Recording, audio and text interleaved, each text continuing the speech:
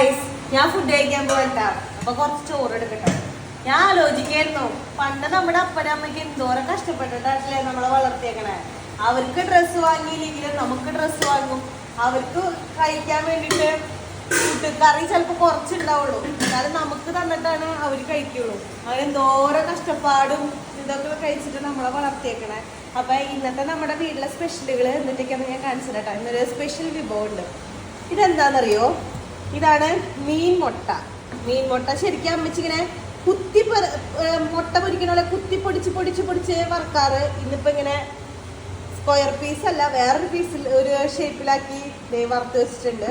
പിന്നെ ഇത് മീൻ വറുത്തത്, ഇതിൽ നിന്നൊരു പീസ് എടുക്കുക. പിന്നെ ഇതെന്താണെന്നറിയോ? ഇത് നല്ല കായും പയറും അതുപോലെ തന്നെ പാവയ്ക്കും കൂടി ഇട്ടിട്ടുണ്ട് അതില്. അതുകൊണ്ട് നമ്മുടെ കുട്ടന്മാർക്ക് ഇത് ഭയങ്കര ഇഷ്ടമല്ല, കാരണം ഇതില് പാവയ്ക്കയുടെ ഒരു ടൈപ്പ് ഉണ്ടല്ലോ, അതുകൊണ്ട് ഇഷ്ടമല്ല കേട്ടോ. പിന്നെ എന്താ സംഭവം എന്നുള്ളതെന്നറിയോ? മീൻ വറുത്തതിന്റെ ബാലൻസ് ഇവിടെ കിടക്കുന്നുണ്ട്. പിന്നെ ഇത് ഇന്നലത്തെ സാമ്പാർ. പിന്നെ ഇന്നലെ വെച്ച സാമ്പാർ ഇന്ന് കഴിക്കാൻ അടിപൊളി ടേസ്റ്റ് ആയിരിക്കും കേട്ടോ. ഒരു രക്ഷയുണ്ടാവില്ല, പറയാണ്ടിരിക്കാൻ പറ്റില്ല. അപ്പൊ ഇന്ന് നമുക്ക് കുറെ റിച്ച് ഫുഡുകളുണ്ട്. അപ്പൊ ഇതൊക്കെ കൂടി കൂട്ടിയിട്ട് ഫുഡ് കഴിച്ചിട്ട് വരാം കേട്ടോ. Bye bye.